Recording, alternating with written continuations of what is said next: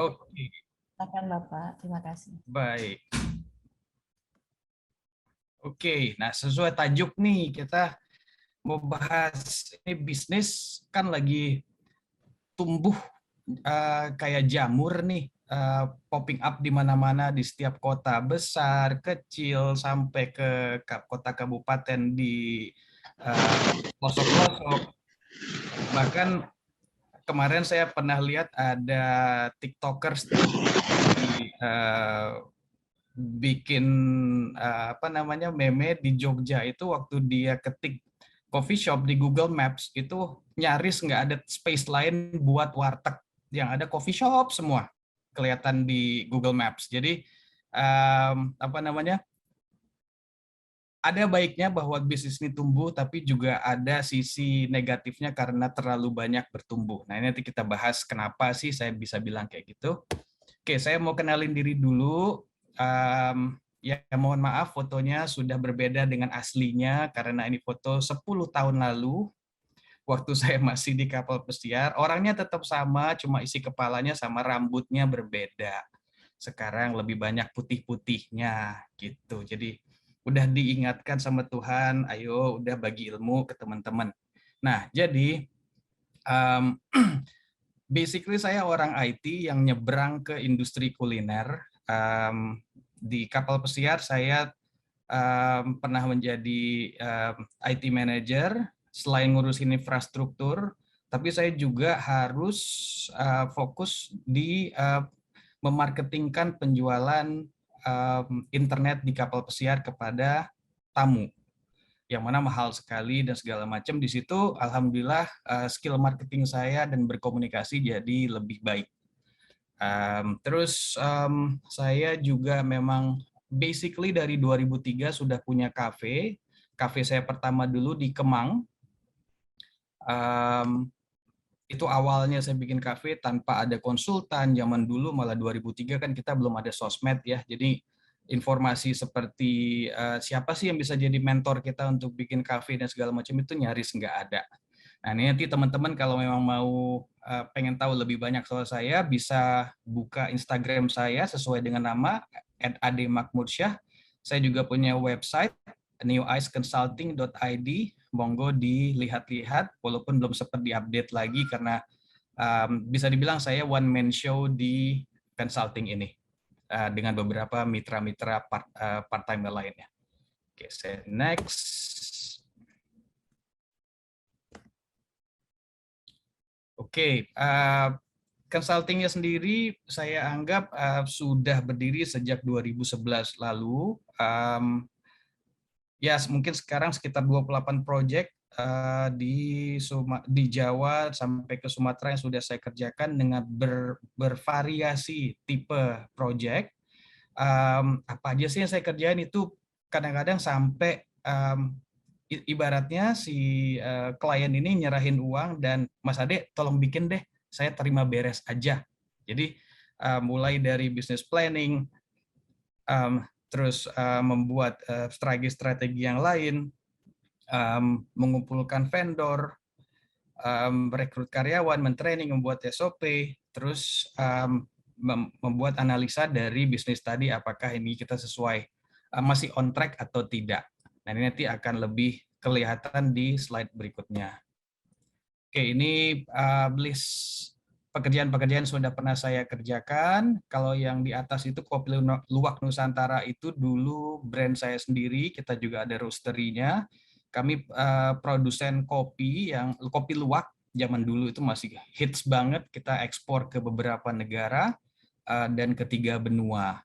Terus di 2017 saya memulai untuk yang ambil apa namanya project untuk setup restoran.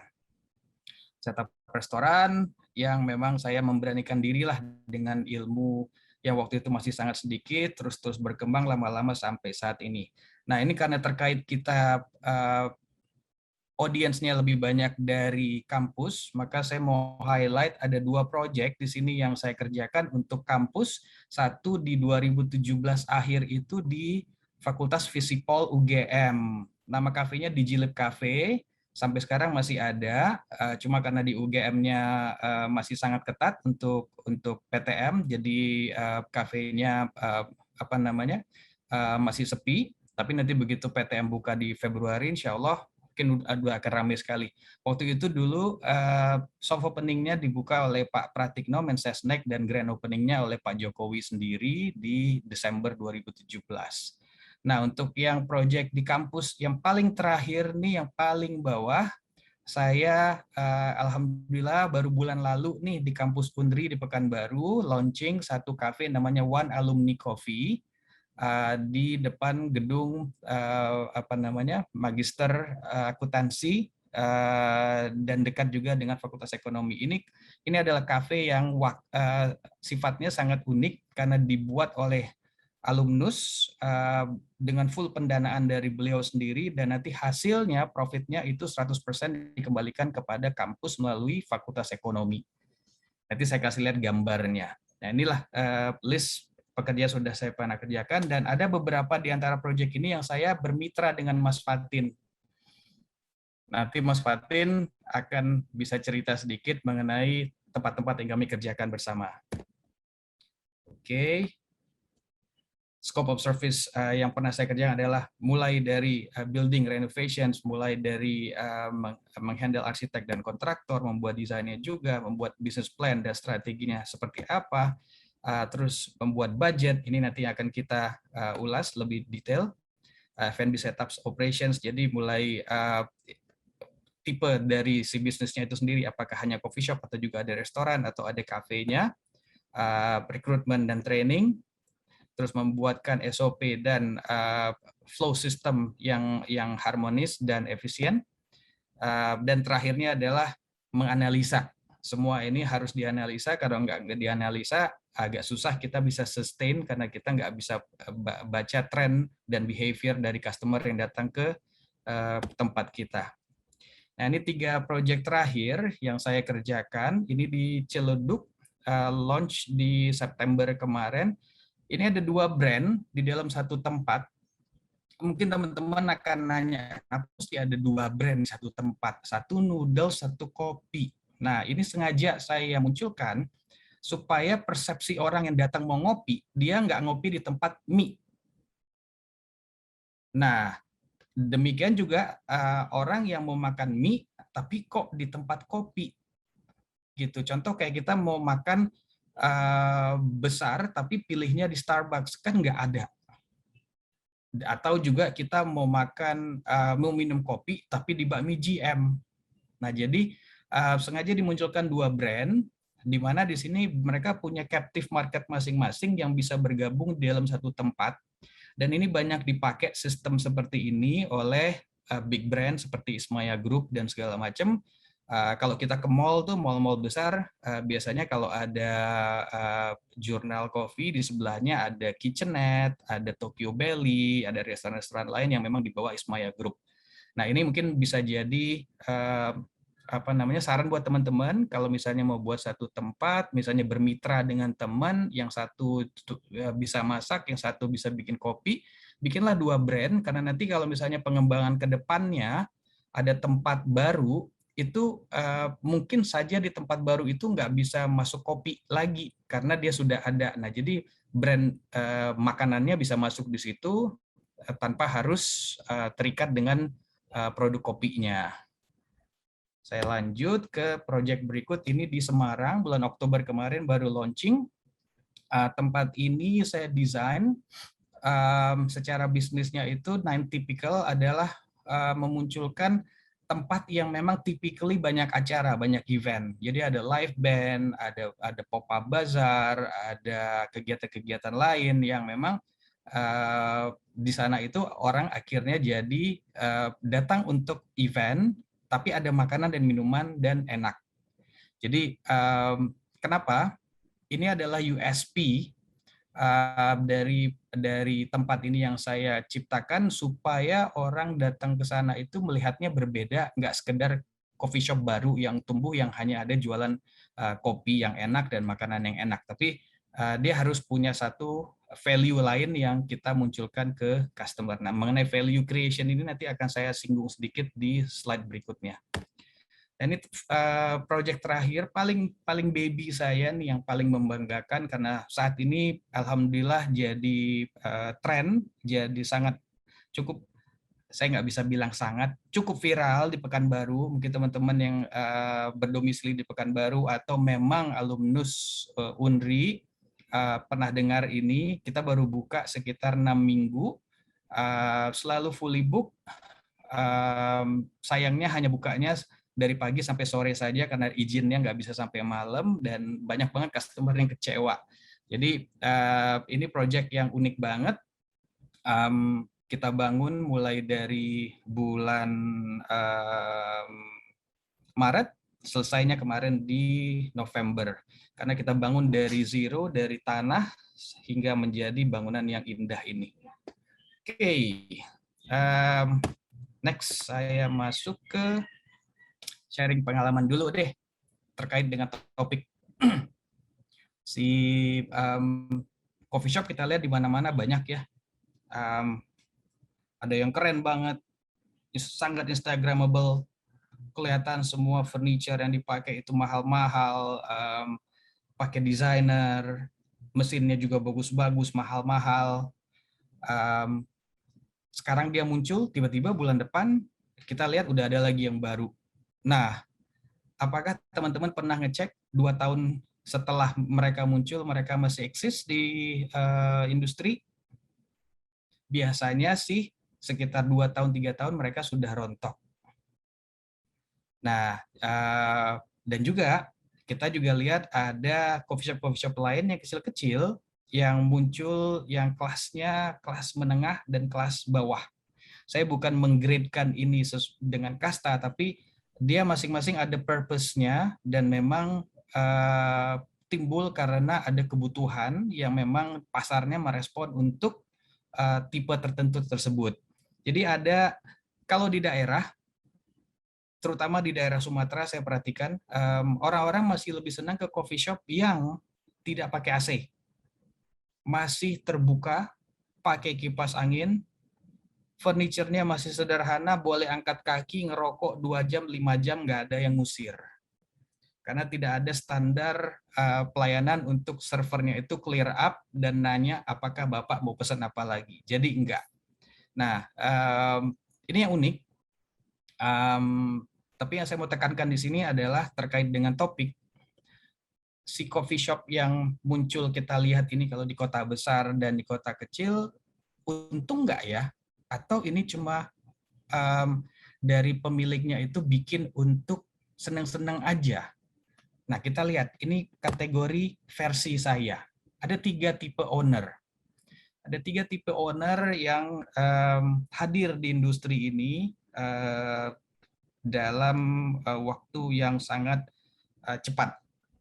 Yang pertama adalah show off status sosial. Jadi mereka mau membanggakan dirinya dengan status sosial mereka saat ini. Nah, typically tempat seperti ini akan sangat keren, bagus, investasinya sangat mahal, di atas 1M, apalagi kalau memang mereka tempatnya di daerah-daerah premium. Kalau kita bahas di Jakarta ya daerah Gunawarman, Senopati, daerah Kemang, itu daerah yang harga sewanya aja per tahun sudah di atas 1 miliar, minimal 800 juta per tahun. Nah, terus yang kedua, tipe owner yang kedua adalah yang butuh mata pencaharian.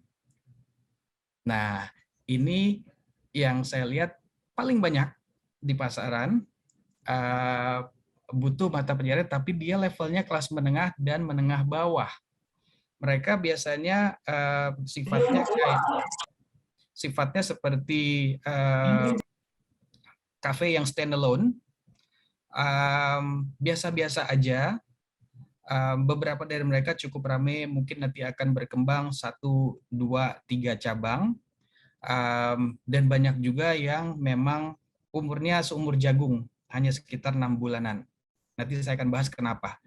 Dan ketiga, visioner.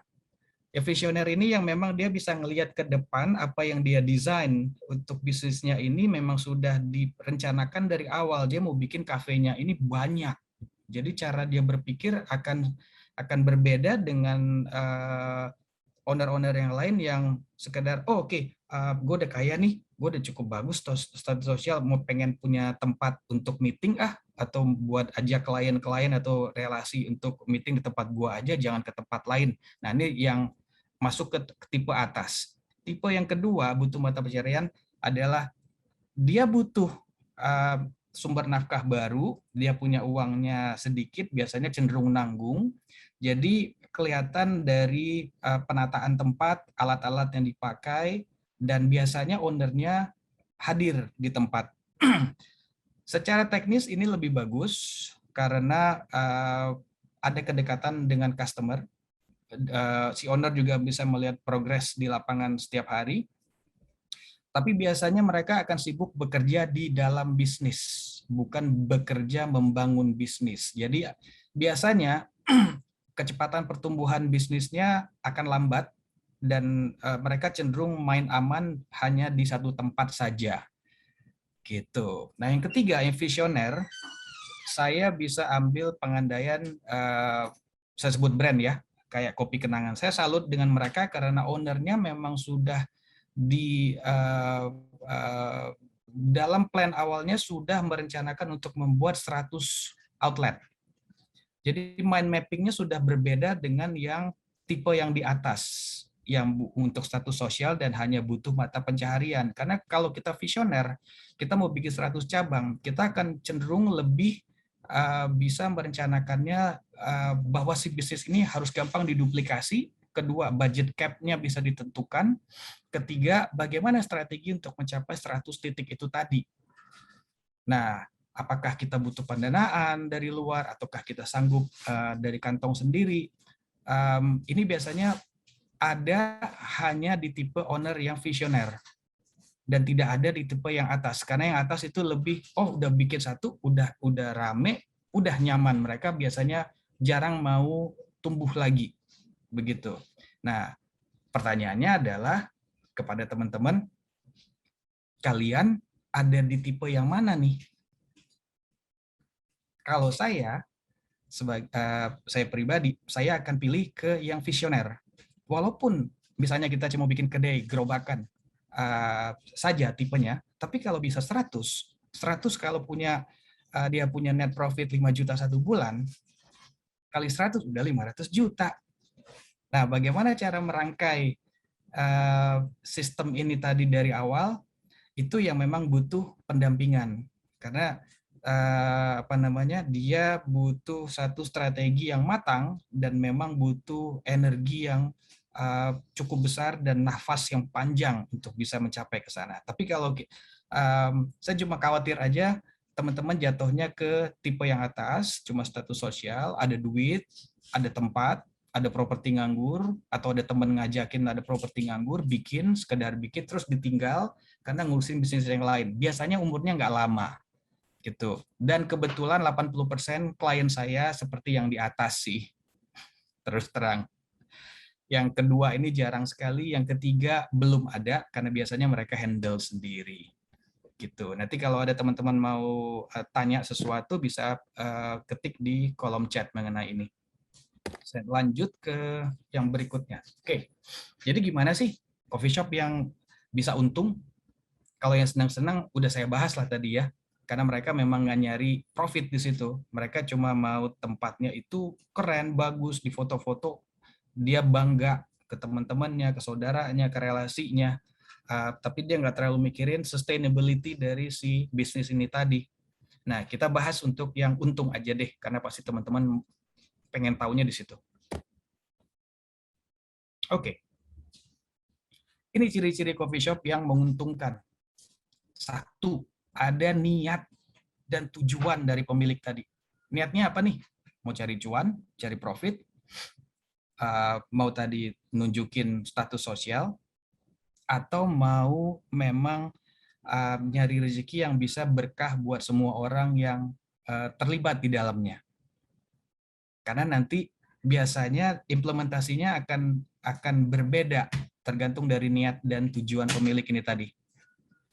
Kalau memang yang tujuannya untuk cari profit, biasanya mereka akan sangat efisien dalam budgeting. Terus mereka juga akan sangat picky dalam menentukan strategi. Gitu. Terus kedua, pemilik yang visioner. Dan saya tambahkan adaptif. Visioner tadi saya udah mention adalah bagaimana kita sudah membayangkan bisnis ini 1 tahun, 2 tahun, 3 tahun ke depan. Kita mau tambah berapa cabang, di mana, seperti apa, budgetnya berapa, siapa partner yang akan diajak, dan segala macam. Dan saya tambahkan adaptif, kenapa? Bisa jadi plan kita di awal itu akan berubah di tahun kedua dan tahun ketiga karena kita beradaptasi dengan respon pasar. Respon pasar ini yang harus bisa kita rasakan. Kita harus mampu menilai bahwa produk yang kita jual, hadirkan di pasar saat ini memang kebutuhannya masih ada, masih bagus atau tidak, atau trennya mulai berubah. Begitu. Nah, ini terkait dengan poin yang ketiga, menjual produk yang dicari orang. Nah, ini terkait dengan adalah 50% lebih klien saya dan orang yang saya ketemui biasanya mau menjual produk adalah menjual produk yang mau dia jual. Biasanya ini kurang berhasil di pasaran karena idealismenya tadi. Contoh, saya punya teman yang dulu dia chef di kapal pesiar. Kapal pesiar pasti makanannya bagus-bagus dong, mahal-mahal ya. Stylenya memang style fine dining. Terus teman saya ini bikin restoran dengan menu-menu yang style kapal pesiar mewah tadi. Tapi ternyata nggak cocok karena orang nggak ngerti menunya, nggak ngerti baca menunya aja susah gitu loh. Apalagi mau ngerti apa yang akan dijual tadi. Akhirnya dia dibisikin sama temennya, bro, mungkin bukan ini yang customer cari. Yang dicari di sini adalah produknya bakso. Nah, pada saat dia beradaptasi, dia coba bikin bakso, akhirnya dia sukses.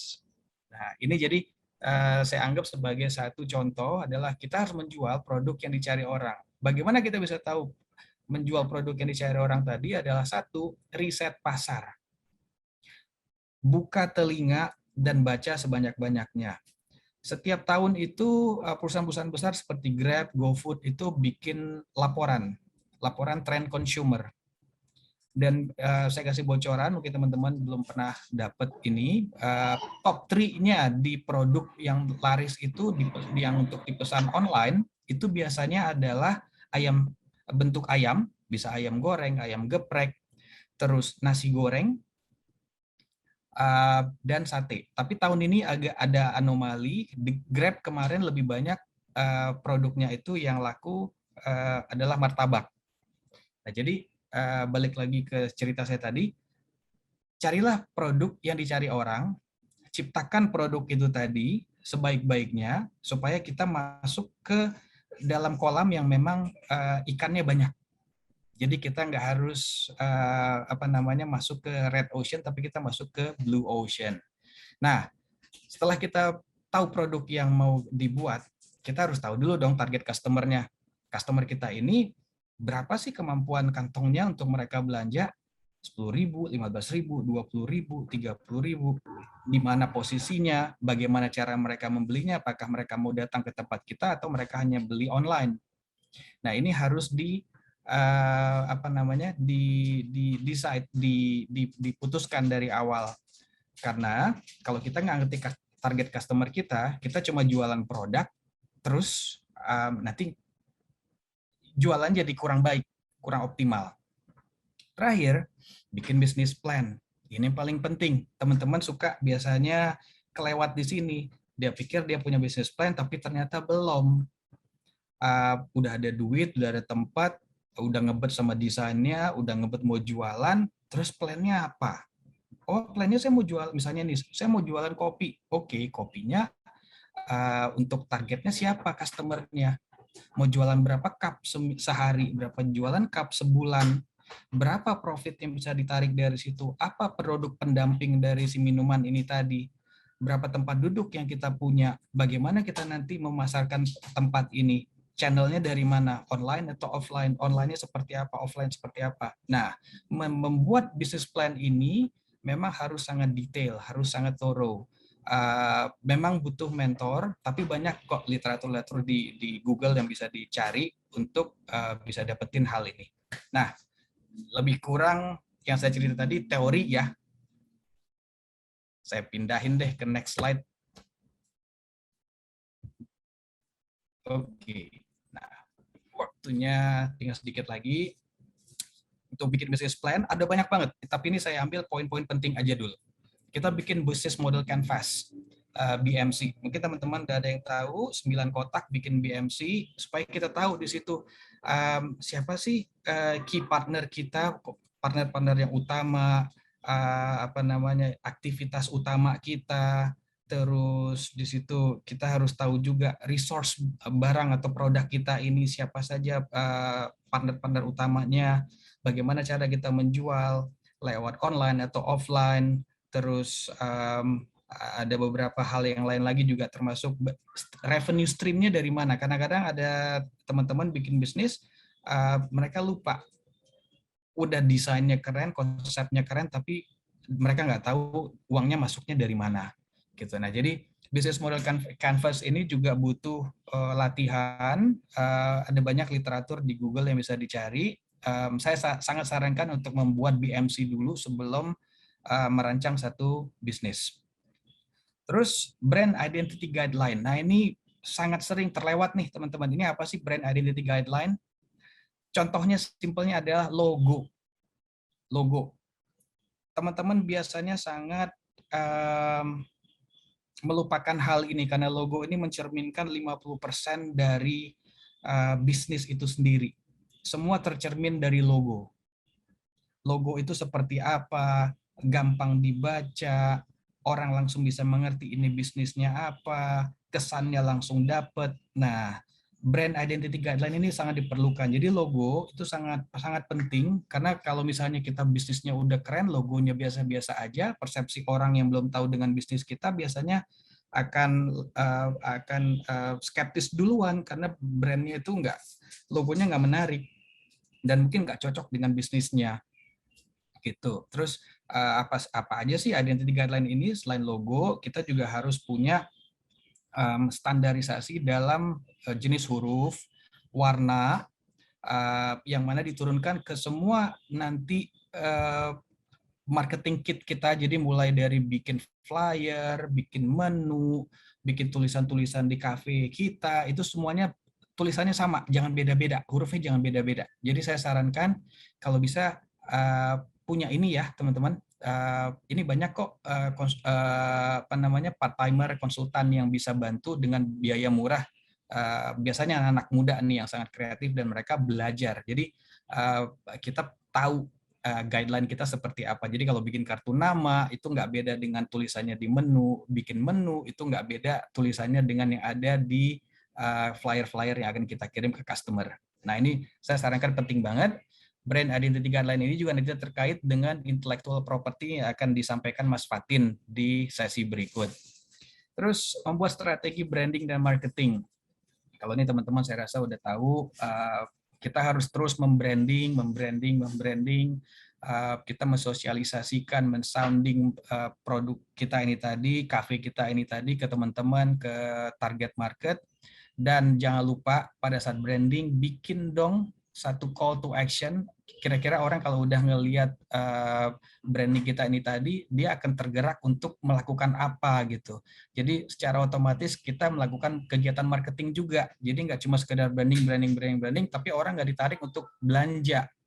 Akhirnya konversi terhadap salesnya jadi nggak bagus. Nah, ini yang harus dipikirkan. Ini butuh exercise, butuh latihan, terus bagaimana cara branding, dan kita bisa menciptakan terkait dengan yang poin berikutnya adalah value dari bisnis tersebut. Nah, apa sih ini desain value dari bisnis tersebut? Misalnya kita mau bikin coffee shop nih. Coffee shopnya kita harus tahu dulu. Ini coffee shop memang yang kita mau menciptakan menyediakan produk yang memang sangat dibutuhkan orang. Contoh kita jualannya di sebelah sekolahan, atau perkantoran, atau di terminal, atau di stasiun bis, yang memang orang hanya butuh produk, dia grab and go, dia pergi. Produknya itu berarti haruslah cukup terjangkau, cepat bisa disajikan, orang nggak harus nunggu karena butuh kecepatan.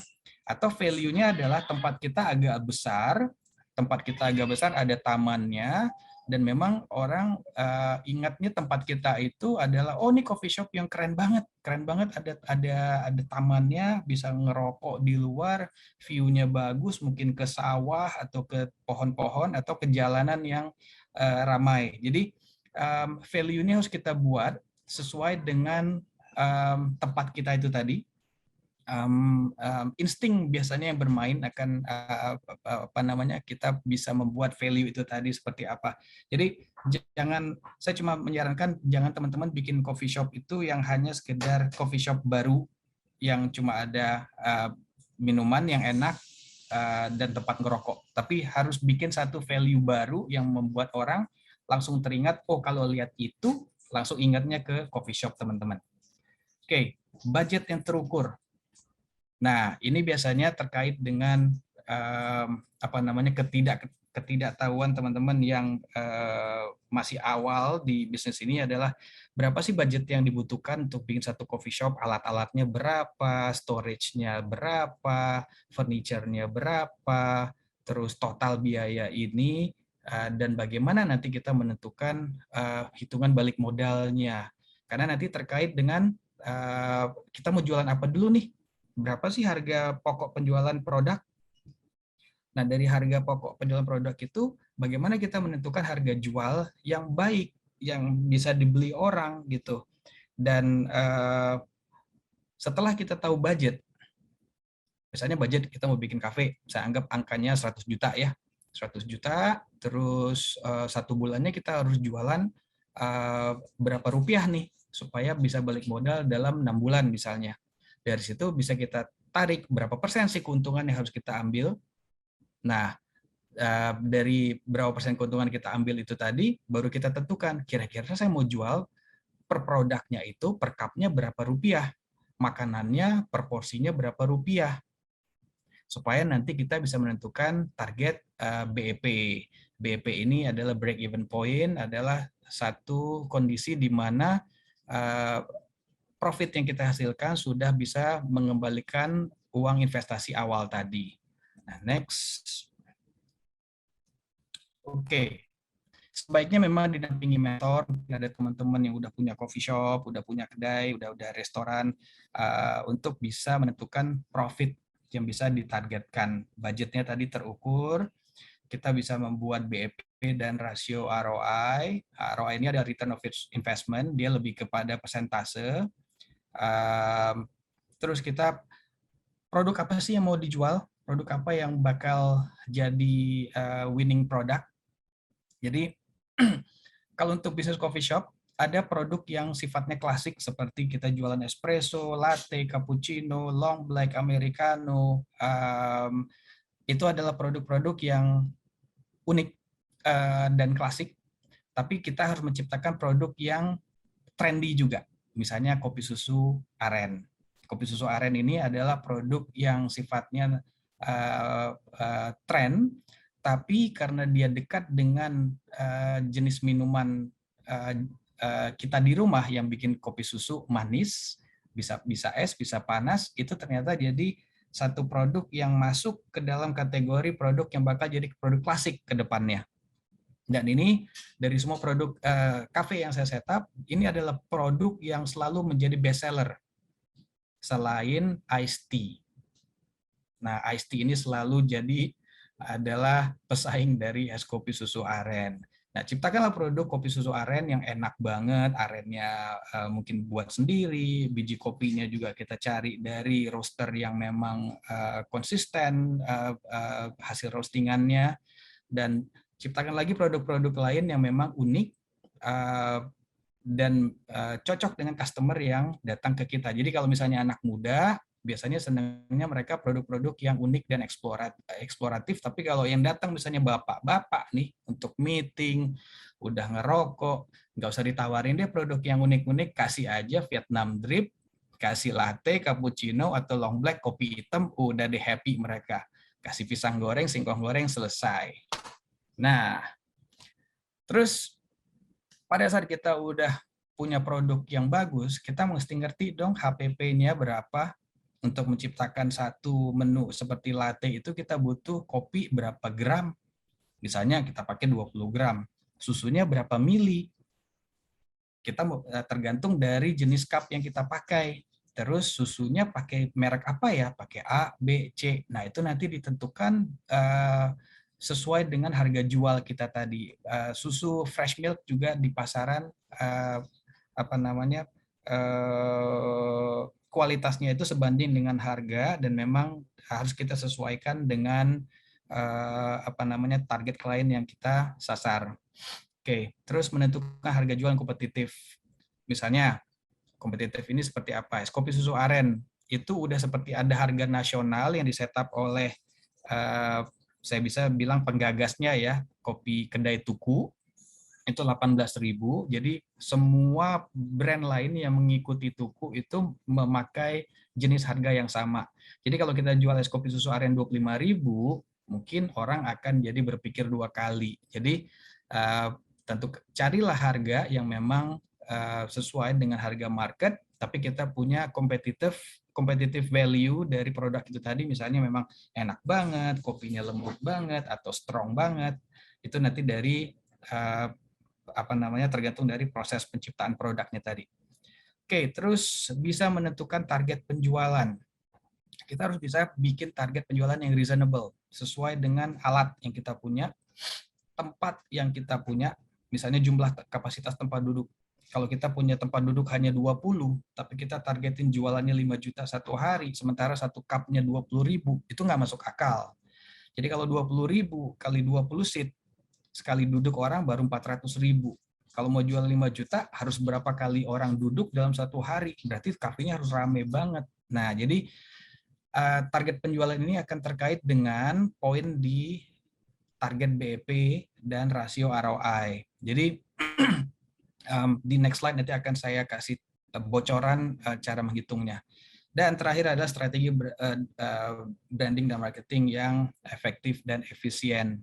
Bahwa jangan lupa sekarang eranya teknologi, jangan menghindari sosial media, jangan juga terlena kalau misalnya coffee shop-nya udah buka rame terus kita nggak eksis di online, karena makin lama makin ke depan kalau memang tempat kita itu bukan di tempat yang selalu dilalui orang, kita sangat butuh sosial media untuk membroadcasting produk kita ini tadi, tempatnya, kenyamanannya, dan segala macam, promo-promo juga lewat sosial media. Seperti itu. Oke, nah ini sudah masuk ke tahapan terakhir, saya agak molor sedikit. Jadi tips sederhana nih, biar sustain. Nah, teman-teman bisa lihat. Berapa sih net profit ratio yang aman buat di industri kedai kopi?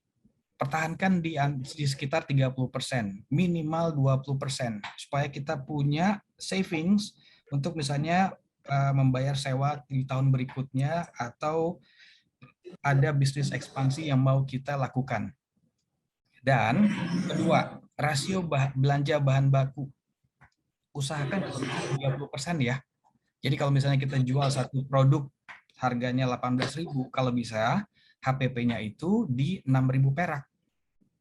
Nah, rasio belanja yang saya mention di sini adalah rasio pada saat kita sudah tutup buku. Kalau kita sudah tutup buku, penjualan satu bulan, kalau bisa misalnya kita jualan 100 juta nih satu bulan. Kalau bisa belanjanya hanya 30 jutaan aja. Kalaupun 40 juta nggak apa-apa, tapi yang terpakai 30 juta, 10 jutanya itu adalah valuasi bahan baku yang ada di gudang yang belum terpakai. Nah, ini teman-teman boleh catat, ini adalah salah satu angka kunci juga di sini harus diperhatikan berapa persen sih yang yang aman untuk biaya sewa, berapa persen sih untuk gaji karyawan, berapa persen untuk marketing dan biaya-biaya fixed cost lainnya. Jadi saya kasih bocoran ini saja dulu. Nanti berikutnya kalau mau ikut kelas saya di depannya akan saya bongkar semua detailnya berapa persen untuk setiap komponen-komponen beban tadi. Nah, jadi intinya adalah misalnya orang mau nanya, oke, supaya kafe saya laku bagaimana ya Mas Ade? Oke, kita harus bisa bikin net profitnya di 30%, belanjanya jangan lebih dari 40%. Kita harus disiplin melakukan stok opnam. Kenapa? Banyak banget kafe restoran yang saya setup ataupun kafe yang sudah berjalan dan saya diminta untuk memperbaiki kondisi keuangannya adalah karena tidak melakukan ini. Stok opnam ini sangat sering dilewatkan oleh pemilik karena biasanya mereka dapat bisikan goib dari staf-stafnya yang malas untuk melakukan stok opnam harian. Jadi saran saya, strongly suggestion, lakukan ini setiap hari, jangan ditunda sampai 1 minggu atau 1 bulan, karena nanti akan menimbulkan celah bahan baku kita itu berpindah tangan atau tidak tercatat, tidak terdetek pemakaiannya. Ini biasanya yang membuat banyak kafe dan bahkan perusahaan-perusahaan coffee shop yang sudah punya jaringan bermasalah karena di bahan baku. Oke, terus setelah kita udah kuat nih, stok opnamnya disiplin, rasio sudah terjaga, apalagi mesti kita kerjakan? Kita mesti disiplin dan kreatif pada saat branding dan marketing. Kenapa saya bilang kreatif? Kalau kita cuma sekedar ada sosmed, terus foto-fotonya bagus, and then what? Karena 1000 kafe yang lain yang ada di sosmed juga melakukan hal yang sama.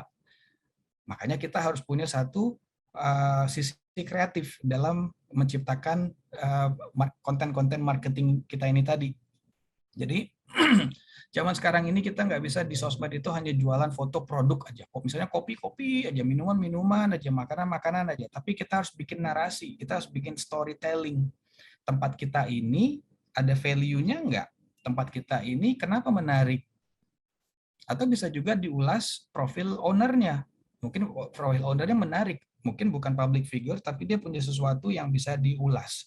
Terus tempat itu tadi mungkin juga, kedai kopi saya lucu nih di pinggir sawah, jadi pemandangannya bagus, view-nya bagus, udaranya seger, dan tempatnya gede jadi bisa ngerokok, dan secara prokes COVID juga bagus banget. Nah, itu bisa diulas. Baru nanti setelah follower kita udah engage dengan mengikuti postingan-postingan kita tadi, baru kita coba konversi untuk mereka berbelanja. Baru kita munculkan promo-promo tadi. Jadi saya nggak nyaranin setiap hari cuma postingannya promo, kasih lihat foto produk, tapi nggak ada narasi di belakang itu. Jadi harus bisa dikombinasi, teman-teman. Kalaupun nyari part-timer atau third party sosmed spesialis, minta tolong mereka juga untuk bisa merancang ini dengan baik, nggak sekedar hanya jualan, tapi juga bisa membangun engagement dengan follower dan customer kita. Terakhir, jangan lupa, karyawan ini adalah aset. Jangan jadikan mereka keset. Ini yang sangat banyak terjadi, karena memang kebetulan untuk coffee shop, karena kita lebih mempekerjakan sifatnya blue collar employee, mereka ini suka ganti pekerjaan seperti layaknya ganti baju. Mereka nggak suka, mereka bosan, atau ditawari 50.000 lebih mahal, lebih banyak di kafe yang lain, mereka pindah. Nah, untuk menahan mereka, maka saran saya adalah sejahterakan mereka. Sejahterakan ini bukan berarti harus digaji gede ya, tapi sejahterakan hati mereka juga. Bikin mereka nyaman di tempat itu. Anak-anak milenial ini ada survei menyatakan bahwa mereka lebih senang kerja di satu tempat bukan karena gaji gedenya, tapi nyaman. Pertanyaan 3 top 3-nya itu adalah, pertama adalah mereka bilang nyaman, Kedua, mereka bisa explore ilmunya. Jadi kasih kesempatan, kasih ruang mereka untuk explore ilmunya. Misalnya mereka mau bikin kopi yang lebih enak, latte artnya lebih bagus. Terus kalau dia sukanya di manual brewing, bahwa dia pengen dapat kopi-kopi specialty yang unik-unik dari banyak daerah. Nah, provide ini, siapkan buat mereka, kasih mereka ruang untuk bisa bereksplorasi. Jadi mereka akan nyaman, dan akhirnya timbul adalah bahwa saya datang ke tempat kerja itu kayak dia lagi main gitu. Jadi bangun pagi dia mau kerja itu nggak ngerasa aduh kerja lagi hari ini, tapi dia ngerasa bahwa wah seru nih, ada kopi apa lagi hari ini dari bos ya. Nah jadi jadikan mereka sebagai aset bukan sebagai keset. Sejahterakan mereka mulai dari